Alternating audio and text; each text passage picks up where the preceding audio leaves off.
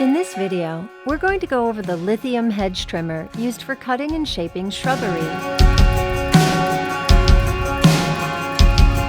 This is a battery-operated trimmer with a 22-inch blade that weighs just over 7 pounds.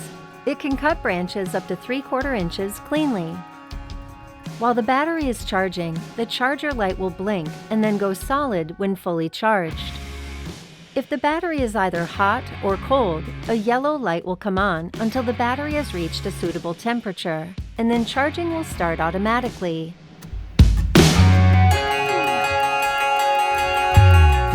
While operating this unit, make sure you wear both gloves and eye protection. Don't overreach while trimming and watch your footing, especially on slopes. Don't hold on to branches you're going to cut, and don't move what you've cut while the trimmer is on. Don't use the trimmer in wet conditions. Check the area you're working in for hidden hazards like wires or rocks. The blades will continue to move for a few seconds when you turn it off.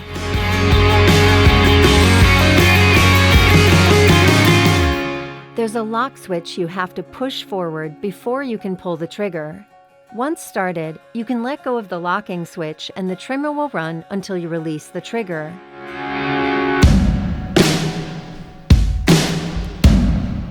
Hold the trimmer with one hand on the switch handle and the other on the large handle that wraps around the unit.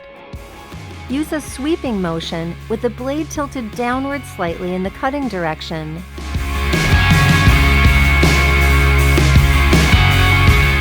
To clean the trimmer, remove the battery first. Then use a damp cloth and mild soap to wipe the trimmer, being careful not to let any of the cleaning solution get into the housing. At Sunbelt Rentals, we rent the tools and equipment customers need to accomplish anything they want to do. I hope this basic operational guide to our hedge trimmer has given you all the information you'll need.